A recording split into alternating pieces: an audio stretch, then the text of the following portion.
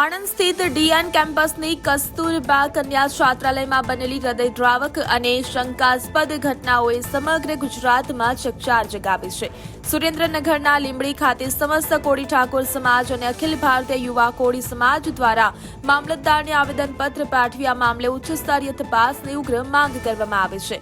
નોંધનીય છે કે ડિસેમ્બર 2024માં આરતી કુમારી કોલચાના મૃત્યુ બાદ તાજેતરમાં હોળીના પર્વે 2 માર્ચ 2026 ધરતીબેન ગોહિલ નામની અન્ય એક દીકરીનું પણ તે જ છાત્રાલયમાં શંકાસ્પદ હાલતમાં મૃત્યુ થતા અનેક સવાલો ઉભા થયા છે. પરિવારજનો અને સમાજના અગ્રણીઓએ ગંભીર આક્ષેપ કર્યો છે કે આત્મહત્યા નહીં પરંતુ સુનિયોજિત હત્યા હોઈ શકે છે. આવેદનપત્રમાં છાત્રાલયના ગૃહમાતાના અજીબ વર્તન અને અંધશ્રદ્ધા ફેલાવતી વાતોનો પણ ચોંકાવનારો ઉલ્લેખ કરાયો છે.